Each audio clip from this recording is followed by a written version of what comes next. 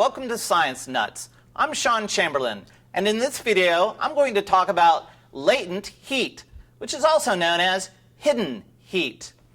You may recall from an earlier lecture that all transformations of water between different physical states, ice, liquid, gas, involve heat.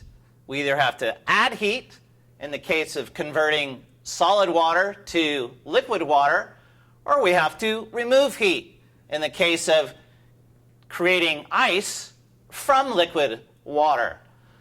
The heat required to actually change the state of water from a liquid to a solid or back from a solid to a liquid is known as the latent heat of fusion. Similarly, we have to talk about the conversion of liquid water into a gas. That's known as the latent heat of vaporization.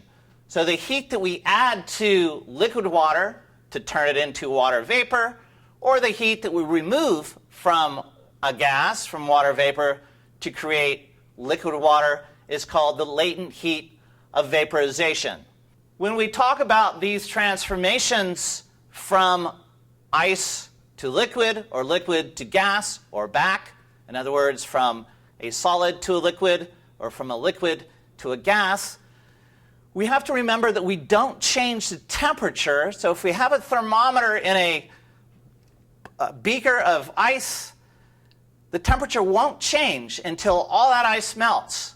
So we're looking at the heat that's added to that ice to melt it, and that's called the latent heat of fusion. That amount of heat energy is 80 calories. Remember, those are calories with a little c. They're otherwise known as thermocalories, not the same kind of calories that you eat.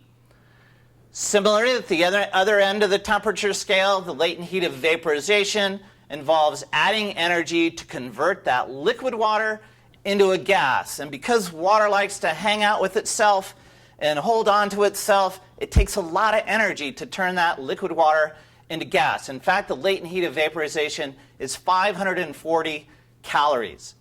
So in this brief introduction to latent heat and what it is, the most important thing to remember is that latent heat does not involve a temperature change, and that the amounts of heat required to change the physical state of water from a solid to a liquid, or for a liquid to a gas, are quite high, quite much more than the specific heat of water.